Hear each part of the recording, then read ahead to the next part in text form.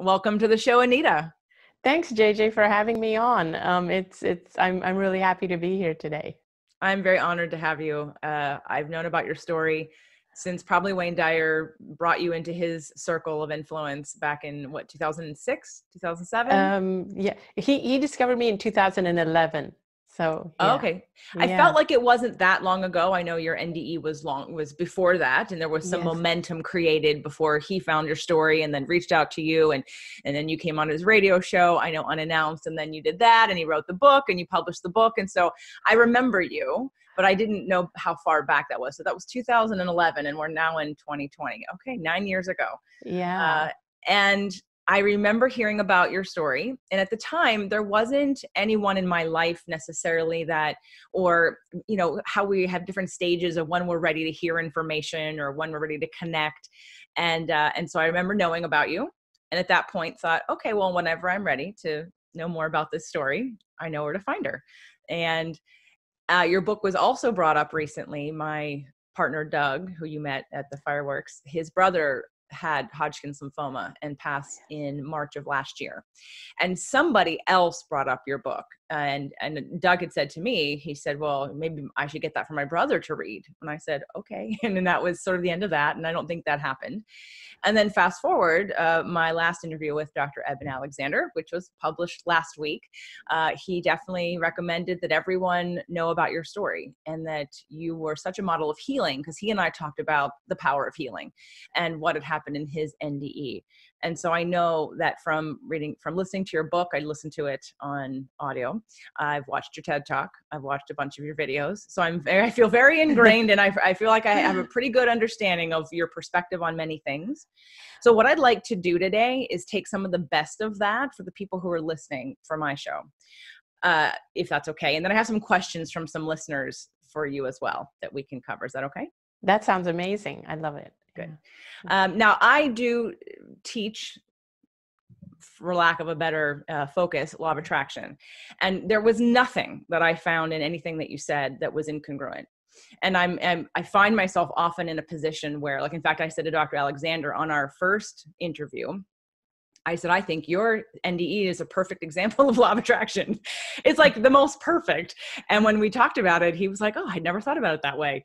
And so a lot of my community kind of comes from that background or understanding, wants to know more, wants to feel what I think, regardless of how it's interpreted, I think what the truth might be of it, which was, I think, your experience of what life is, which is that we're all universal beings. We're all connected. We're all pure love. And we're all having a physical experience, but we're all always non-physical, and we don't really die. We just sort of go back into non-physical. Would that be accurate as to what your experience was?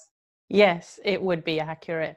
And I love that you mentioned law of attraction, because there are certain things that people misunderstand about law of attraction, and they use the misunderstanding and try and apply it to their healing, and it doesn't work. So it would be great to unpack all of that. I love everything I you're would saying. love to, because I heard you. I feel like I'm going to cry.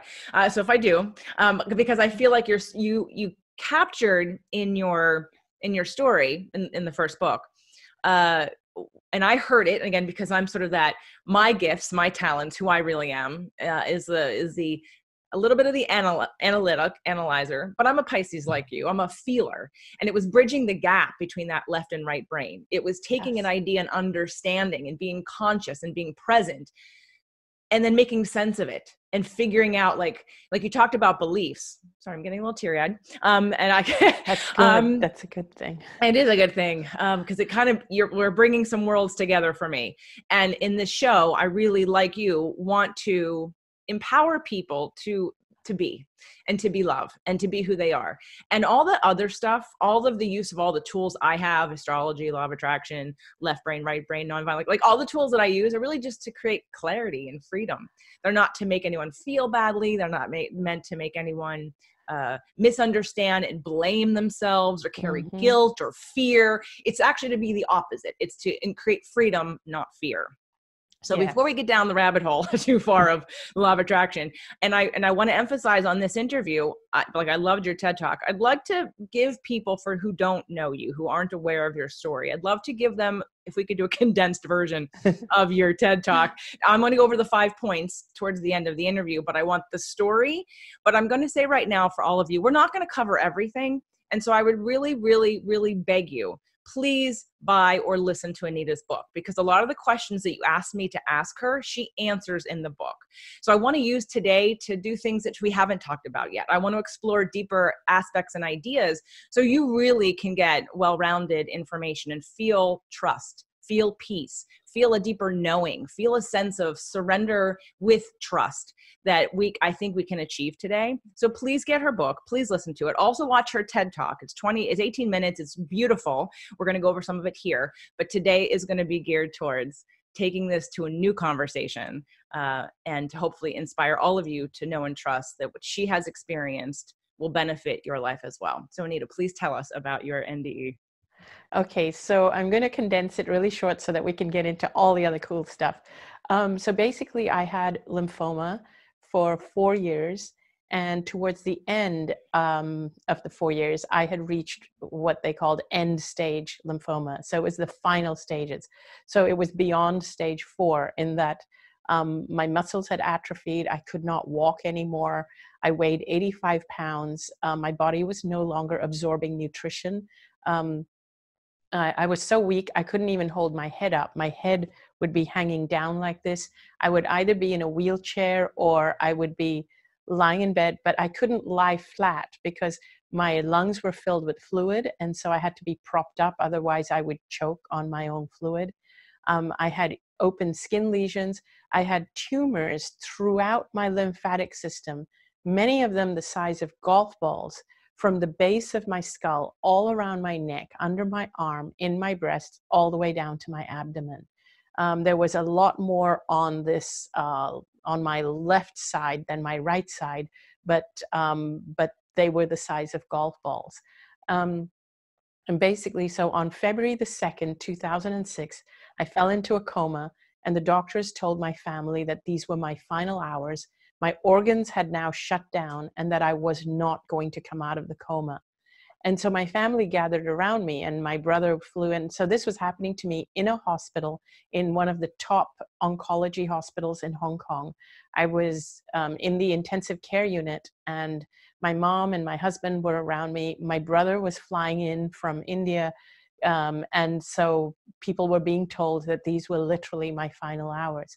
Unbeknownst to everyone around me, even though my physical body was in a coma and my eyes were closed, I was having an out-of-body experience. I was able to see my body lying on that hospital bed, but I was able to see, feel, hear, and experience a lot more than just what was happening around my body. Because without my physical body, it was like I was limitless. It was like I had 360-degree peripheral vision. And so it's not like you're looking at things through your physical eyes where you have to turn your head and focus. No, it was pure awareness. It was like I was aware of everything that was happening to my body. I was aware of my family. I was aware of what the doctors were saying, not just within the room around my body, but outside the room. I could hear them, see them. And then I felt like I was kind of expanding and going further. And so much happened. But in the short version, I encountered my dad, who had passed away 10 years ago, 10 years prior. And and the thing is, I felt nothing but unconditional love for my dad. When I was growing up, I had a very turbulent relationship with him. But I started to realize that when we leave our bodies, so basically being in this out-of-body space and expanding, it felt like a realm of clarity. Like I understood things that I never knew before. And one of those things is I realized that in this space, there is only unconditional love. And that's what I was feeling from my dad and for my dad, even though I'd always had a turbulent relationship with him. All of that was just gone. It was dissolved. It was like when we die, we don't just leave behind our physical bodies, but we also leave behind our culture, our gender, our beliefs, all these layers of even anger and all these things that we accumulate over a lifetime, and they all get left behind. Even our religions, all of it gets left behind. And what crosses over is just our pure essence, our pure soul. We can call it pure love or pure God.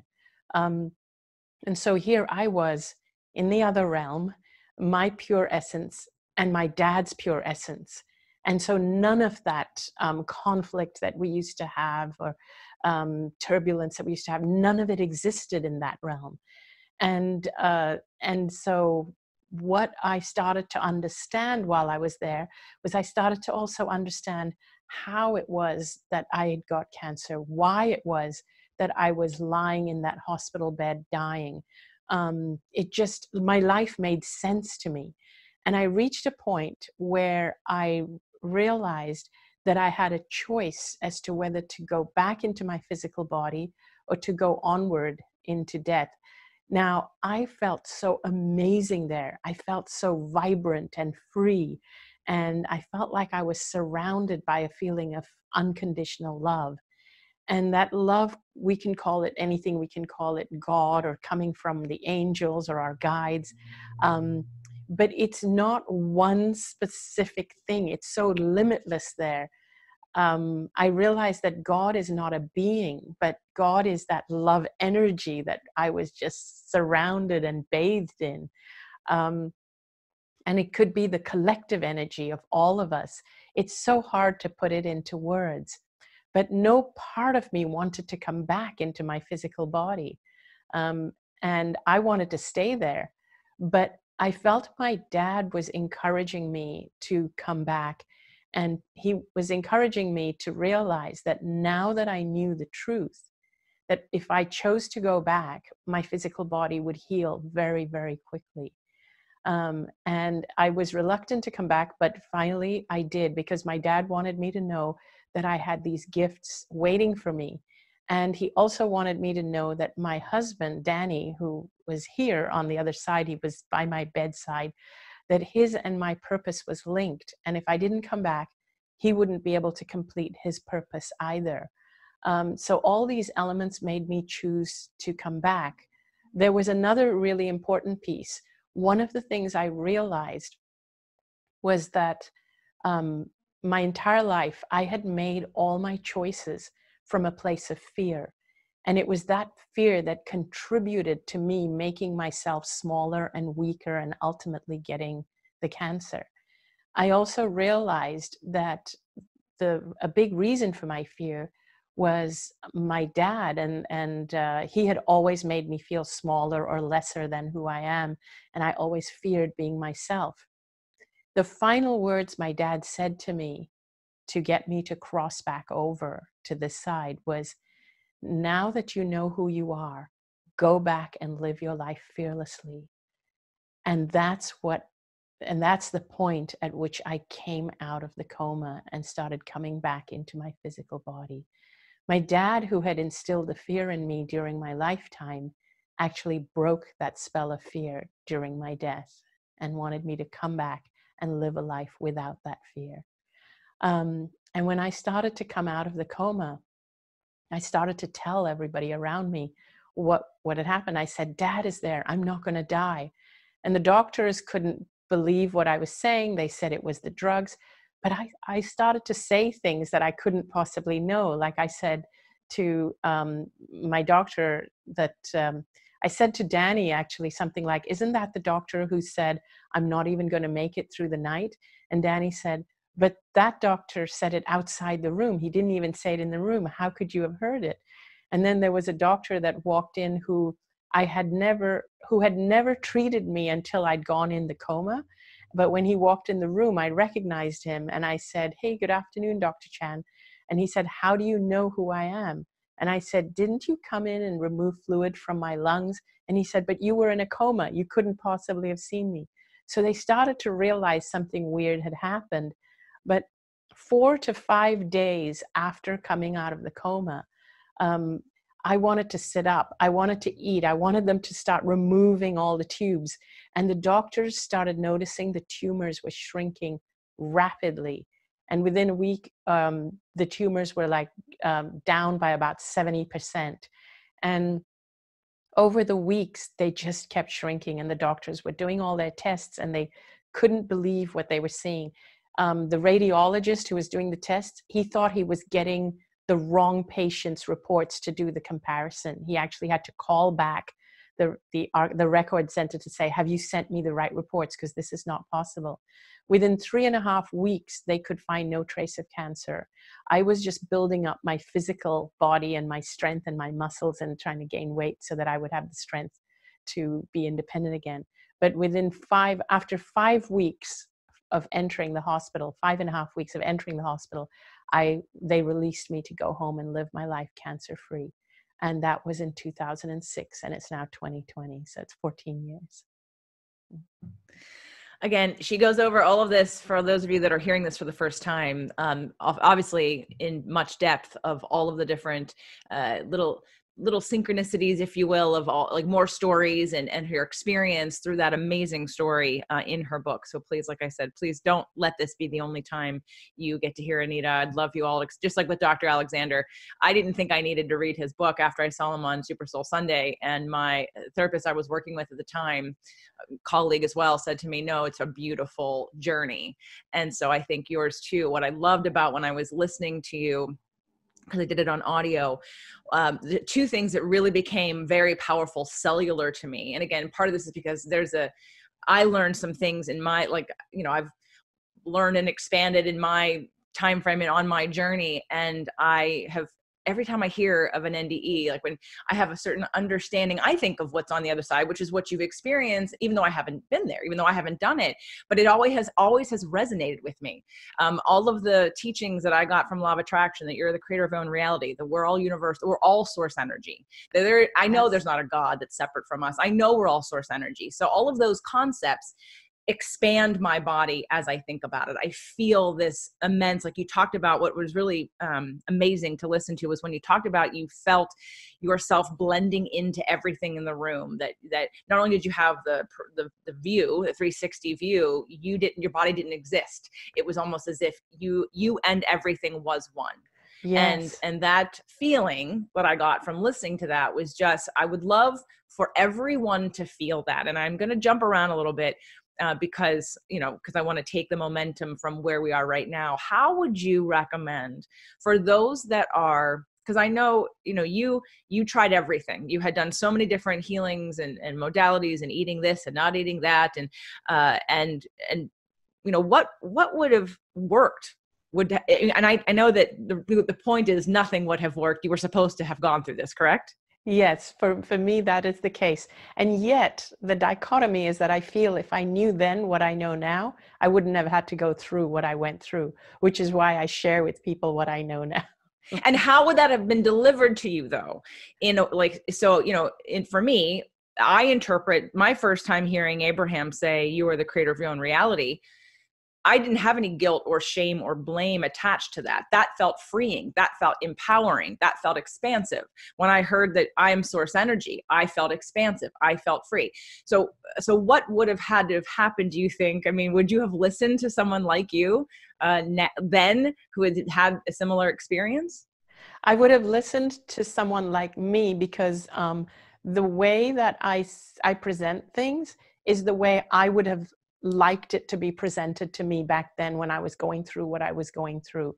So what was happening back then was when I was dealing with the illness, I was dealing with two camps, which was really, really confusing for me. There was all the people who were really, really pro or immersed in allopathic medicine, the whole oncology, do the scan, have the chemo, the radiation, and that scared me to death. So I was dealing with people who were saying, if you don't do this, you're crazy, you have to do it this way. And then I was dealing with another camp of people because I was kind of immersed in a world where I was into experimenting with natural alternative stuff. But so I had the people in the alternative world saying to me, you absolutely should not be putting the toxins in your body. And so I was fearing the toxins of the chemotherapy and everything, trying to go the alternative way. But as I would go the alternative way, I would still have all these people saying to me, you're crazy. All that is quackery. It's not real. It's not true. So my mind was in this state of fear that if I did the allopathic way, I feared it. If I did the alternative way, I was fearing that, am I doing the wrong thing? Because that's what everybody is kind of brainwashing me to believe, that all of this is quackery. But that was the way I was attracted to, but I didn't have the confidence to go that way. So I lived in this state of fear. And so even when I would do the alternative stuff, I would be doing it in a way like I needed to prove to the other people that, no, it works. And I was like, please make it work. Please make it work. And I have to take all these supplements and I have to cut this out of my diet. And it was rigid and it was fearful and it was just horrible. But I was doing all the alternatives. But my state of mind, my state of being, I was in an awful and fearful state. And I know that people relate to this when I speak about it. You can be doing all the right things, following all the right therapies that the alternatives tell you to follow, but you're still in that state of fear. Like, am I doing the right thing? Is the cancer still growing inside me? Oh my God. So the way I deliver my message now is I tell people that the dis-ease in you, let's not label it. Let's not even call it cancer. Let's not call it anything. It's your own body trying to communicate with you. And usually the message is, you don't love yourself enough. For me, that was the message. I never knew that I was supposed to love myself. And when I say love myself, a lot of people think, oh, I do love myself. I take care of myself. I go to the hairdresser. I go to the gym. No, that's not loving yourself. You have to love your whole self, your soul, your spirit. You have to love your spirit and soul enough to know that it came here for a reason, for a purpose. It is guided all the time. You have to love your physical body to know that because your spirit has a purpose to be here, it wants a beautiful, healthy vessel to express itself through. I was someone who suppressed my spirit. I suppressed me so much and dimmed my light so much that my body or my spirit was trying to communicate with me and tell me, hey, let me out, let me out. That's what it was for me. So, I have many shows, and the first one was Fit to Love. And I hadn't made the connection until listening to your book and what you had just said. Sorry, there's a truck outside. It's very loud. I'm going to wait just a second. Okay, that's right. So I love what you just said there about fearing, like you didn't fully trust because you weren't confident and you felt like you had to second guess. And that is why when I wrote my first book, Fit to Love, I come from a fitness background first and foremost. I come from a health background, but I intuitively knew that many of the people in the fitness industry or in the health industry are driven by fear. Yes. They're driven by fear and control issues, control issues and addiction to how I look and addiction to what other people think of me. And that is never how I did it. In fact, my Fit to Love book was about how I manifested my husband back then and how I used self-care practices to be the light. So I attracted into and I allowed into the person who was supposed to be there in that time. Now, of course, since then, I've learned so much. He was the catalyst for everything that's been happening today. And the lessons I learned in that situation, but the fitness, and I couldn't find the word for it at the time, but it was really shame. It was that the fitness industry and it doesn't matter if it's Western medicine or Eastern medicine or alternative medicine. It's about that energy underneath, whether it's coming from love or coming from fear or coming from shaming or from guilt tripping or from controlling. And so I wrote the book with it, wanting to help people, not shame them. People would hear fitness and taking care of your body and loving your body as I'm not thin enough, I don't look good enough, whatever, and attaching that to their self-worth. I'm like, no, I want you to exercise because you want to love your body, because you want to take care of it, because you want this vessel to be the strongest, best it can be through this life experience. The Yes. aging and decline is a choice. It's not, you can allow it to happen, and that's fine, but you can also decide, I don't want to have all these pains. I don't want to have all these things deteriorate in my body. I have a choice. I can do something else now to help the rest of my experience while I'm here, for me to stay strong. And I didn't, my evolution is like from this, and then to allowing myself to step into spirit, purpose, and energy, and teach law of attraction, and talk about spiritual things, and connect all the dots, and use behavioral sciences. And I think as I'm listening to you, because I just want to weep, like I think as I'm here, I'm thinking, what is going on with me? And I think it's because it goes back to one of the things we're going to cover that you said in your TED Talk, that you just said right now, which is like to be yourself fearlessly. And we get these messages that we're too much. I mean, Jesus, I have like so many fire planets. Like I am very confronting for people sometimes. And it's not because but it's my love. It's how I deliver love sometimes. And some people don't receive it as love. They receive it because their own internal ways that they interpret things take it as shame or guilt. And it's never meant for that. It's that I see people's brightness. I see their potential, their lightness, their like, get rid of all those things that you keep carrying with you. You don't need them, but it's interpreted sometimes not in the way that I want to. So in life, I have sort of been very gingerly, slowly stepping more and more into who I really am. And like you, I had a condition, although it wasn't cancer. I had fibroids, which by now, when this show is being aired, people know more about where to find out about my story. And I used both. I beat myself up for why I couldn't heal myself. But every step of the way, listened to my body and what it needed. And I followed it. And in the end, I got exactly what I wanted. I wanted a procedure that wasn't surgery. I wasn't, I dealt with doctors who told me things that I did not believe and did not agree with at all. But at the end of the day, I had to go through it to realize, like, why did I fail not healing myself? And then I realized that I went through this to help other women I was told to have a hysterectomy, which was it was like a 5% chance. And I looked at this doctor thinking, are you kidding me? I wasn't in shock. I was very calm. She said, hysterectomies are overprescribed, but I think that would be the first choice. And I went in looking for a particular procedure. And I basically didn't want to look at the MRIs. And I said, I just want a yes or no. Will you do the procedure or not? And she said, I will, but it's not my first recommendation. And I wasn't really even open to her first recommendation. So when she said hysterectomy, I said, not going to happen. But I would go through this experience with as much education and knowledge and experience as I have in the health industry in all aspects of healing, and from the physical and emotional and spiritual to the, to all of the scientific things about whatever in my body. And I thought to myself, oh my God, so many women sit in this chair and a doctor tells them and scares them into thinking that their body, that they need to do this very extreme thing. And so I feel like my purpose at the end of that was to help other women not give up body parts they don't need to, because somebody wants to infuse them into fear. Yes.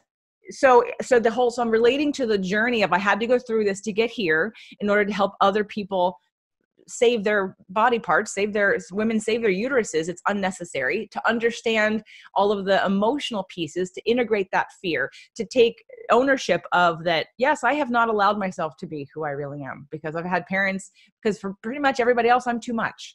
I'm too much. Oh, you have, your ideas are very strong. Your personality is very strong. Well, and so that has led me to just sort of tiptoe around it. And I think that's one of the reasons why I had fibroids in the first place, not allowing my creativity to flow.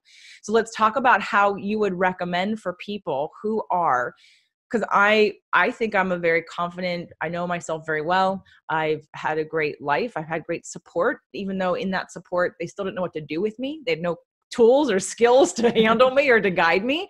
So it's sort of been me trying to figure it out on my own. What would you tell me and everyone else listening, and yourself back then, how to get that confidence in and letting go of the fear? What are the practical things someone can do to allow themselves to step into who they really are and be their true selves, even though they're probably going to get some slack from other people? What would you tell them? So there's so many things I would tell them, like knowing what I know today. And I relate to everything you're saying, because I attract a lot of people who have been told, like, even there was one woman who said she was diagnosed with stage 0 breast cancer and her oncologist was suggesting she have a mastectomy. I said, no, that's really crazy. You cannot do that. Don't give up your body parts. So I know exactly what you're saying. And so what I tell people, so first of all, if they're dealing with a dis-ease, what I want them to know is that you need to choose the treatment that makes you feel empowered. Feeling empowered is an act of self-love. If you're feeling fearful, then it's not then the doctor or the person who's treating you is not the right person for you. You need to work with people who make you feel empowered, and you need to know that choosing the right people is an act of self-love. Whether it's alternative, whether it's allopathic, whether it's a combination, you need to feel empowered through the process of dealing with your with whatever it is, physical symptoms you're dealing with. So that's number one. I want people to know if they are going through physical issues or dis-ease or anything like that. I go into it so much more, not just in my book, but in many of my YouTube videos and all that. So, but the other thing I want people to know is that we live in a world that that is created by people who believe that we are five sensory beings. And I may need to repeat this for the listeners to really get this. We are actually not five sensory beings. We are more than that. We are not three-dimensional beings. We're more than that. That's what death taught me. Death taught me that we are more than our physical bodies. I know many of your listeners know this. You kind of know we're spiritual beings, but I really want you to get what this really means. We are, so let's say we are six or more sensory beings and living, and we are actually four or more dimensional beings, but we live in a world that is created by people who believe they are five sensory, three-dimensional beings, and it's created for people who are five sensory, three-dimensional beings. So in other words, the world is conducive for people who are five sensory beings. But you are not, you the listener, chances are, because you're listening to JJ, you're watching this, you are not a five sensory being, you are more than that. And so you probably have trouble fitting into this world. Self-love means getting to know that part of you that it does not fit into this world and loving it and knowing there's a reason why you are the way you are. So another analogy that an analogy I'd like to use is an iceberg. If you imagine an iceberg, when you look at an iceberg, when you look at a photo of an iceberg, when people take pictures and we think, oh my God, look at that amazing iceberg. In actuality, what you're looking at is just the tip of the iceberg. Below the water, what you don't see is the iceberg is actually much bigger than what you can see. In other words, what you're only seeing is 10%, at the most 15 or 20% of the actual iceberg. 80 or 90% of the iceberg is under the surface and you can't even see it. This is the same for you and me. What you can see, what I can see of you, what you can see of me is only 10% of who I am and 10% of who you are. There is 80 or 90% of you which we cannot see. And yet we live in a world that ignores that 80 or 90%. You have to start acknowledging that 80 or 90% that you've been ignoring. What is my soul? What did it come here to be? Why did it choose this path? Why did it choose these parents? Start going back and getting to know that soul. Give yourself a hug, even if it makes you cry as you think back on your journey of how your soul came into this life and embraced this life and has gone through whatever it's gone through to get to where it is here. If it makes you cry, it's a good thing. But you need to go on a journey internally to discover your soul and follow the trajectory of your soul from birth and ask yourself questions like, why did you choose this? And you will start to gain clarity as to the kind of the path or the patterns in your life. And you will start to gain clarity as to things that you have ignored and not listened to. So here's the big part of it. When you start to realize that there is a big part of you that you have ignored, and that is the soul that has come through and decided to express itself through this body, but the soul is way bigger than the body. When you start to realize that, you realize how powerful you are. But what we have done is, instead of embracing that power, embracing that soul that has a purpose, and instead of honoring the purpose that this soul has come here to express, What we have instead done is reduced it to thinking all I am is this 5 sensory being. And then what we do is we feel insecure, and then we give our power away to other people.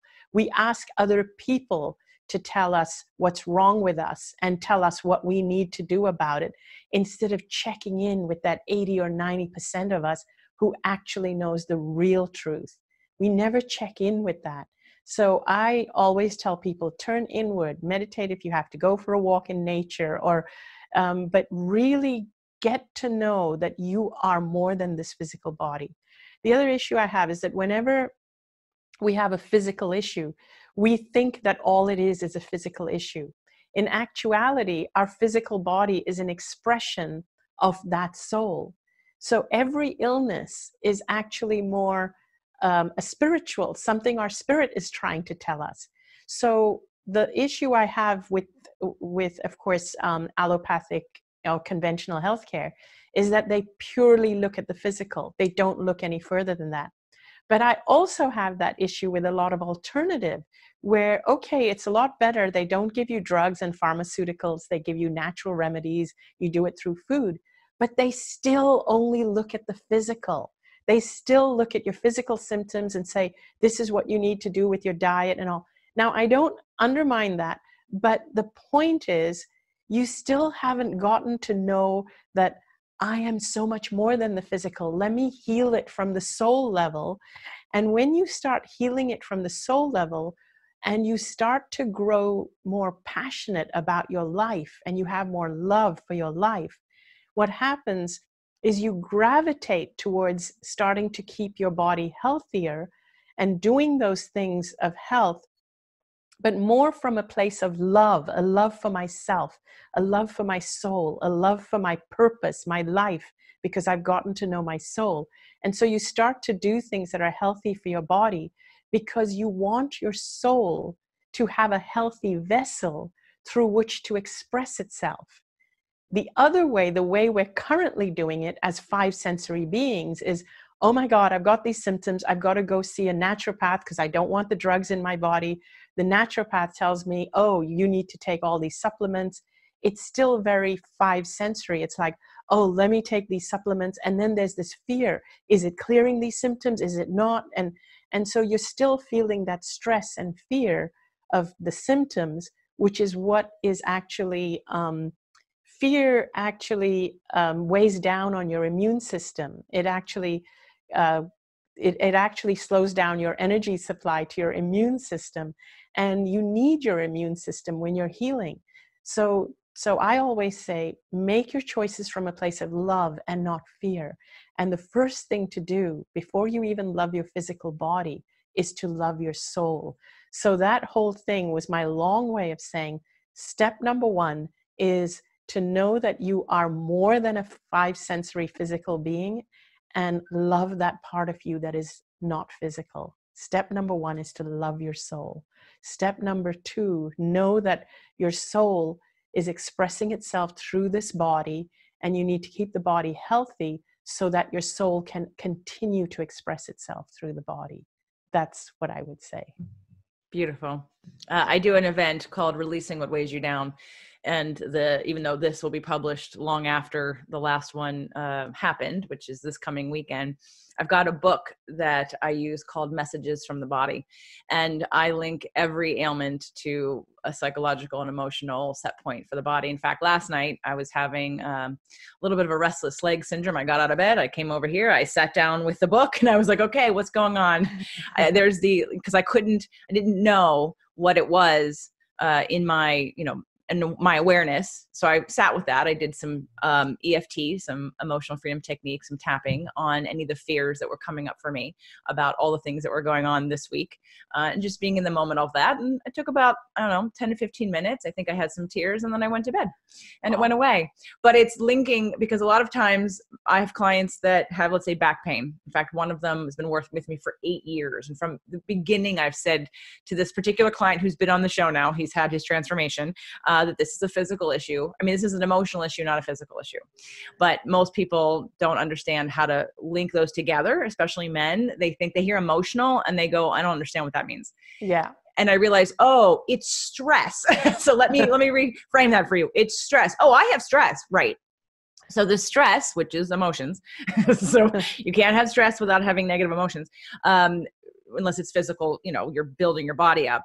But having that link, and it taking somebody through 8 years, you finally after 8 years went, oh, I have to really take into consideration my feelings and what's going on for me, and what am I holding on to, and where am I shortchanging myself? And so I think that that's a perfect message to reinforce for everybody that again, to me, it's you look at all the pieces, and it's all the pieces together, right? It doesn't, like for Fit to Love, for me, it's not about that you take care of your body and that's it, and that all exercise and forms of eating are healthy. Not if it's from an addictive point of shaming yourself. Exactly. You can be taking care of your body and think, look at me, I work out 7 days a week and I'm doing all the right things, yet underneath you're doing it because you don't like yourself. Exactly. And so you're not going to end up in a better place, because the energy of why you're doing it is still a disconnection from who you really are, and a disconnection from that channel of love that you are of source energy. So it's again, coming from that place. In fact, I even started a mastermind this year on finances, on building, health and wealth, because I'm starting a show called Health and Wealth, because I'm wanting to come from the place of, for years, follow these people. They know how to make a lot of money. Okay, but they are also sick, have bad relationships, are not happy people. Like, Yes. It's not one thing. How about, can we figure out a way to make all of it work together? And to me, it was that, what you're talking about. It's coming inward. It's really acknowledging, it's cellular, connecting with who you really are and that source energy, and being guided. And whether it's your subconscious mind, source energy, God, yourself, whatever the message comes, being able to be present enough and conscious enough to allow yourself to be guided. So for me, that's all law of attraction is: get into alignment and follow the impulse. End of story. Yeah. Right? That's it. I mean, yes, there's much more other things people want to talk about, but really that's life. You get into alignment, you feel like pure love, and you follow the impulse, and you take actions that are inspired by that impulse, and there you go. And that's where you're co-creating at all times with the greater part of who you are, that underneath the iceberg, and you're always in alignment, and you're radiating love and freedom. And in that kind of house and container, disease cannot exist. Yes. And so I want to just make sure I get this in, because I did post that I was interviewing you, and many people had questions. For those of you that were people that posted some of your questions, the questions that can be answered by the book, I'm please just going to continue to encourage you so I can use this time on other things. Okay, so this is someone who said, I listened to Anita Moorjani, Dying to Be Me, while being treated for stage 1 ovarian cancer. It was such a breath of fresh air and gave me hope and confidence that all would be well. I went on to have another cancer diagnosis and then a bone marrow disorder. Thankfully, I am well, and I'm so fond of Anita Moorjani's messages. My question would be if she has any suggestions on handling a fear of recurrence. It does creep up on me, usually when it's time for the checkups. Thanks. So this is a bone of contention I have with allopathic or conventional medicine, is that they kind of never release you from that grip of fear. And I find it, because I view the world differently today, I don't see the world the same way I did before the near-death experience. I see us as being energetic beings first and physical beings after, as a vessel to express this energy through. And what happens is that as energetic beings, when we're in a state of love, our energy grows. And what does love mean? Love means passion, purpose, and so all these different things. So being in a state of love is when you are following your calling, when you're passionate about something, when you're in love, when you love yourself. All of these increase your energy. So if we are all energetic beings, when you're in a state of love, your energy is increased. This means, as I said, like even if you have followed if you have found your purpose and you're following it passionately. When you are in a state of fear, so what is fear? Fear is lack of self-esteem, self-hatred, shame, guilt, anger, all of these things. These emotions kind of reduce our energy field. So they shrink our energy. So if we are in an expanded state of energy for a prolonged period of time, our bodies start to heal.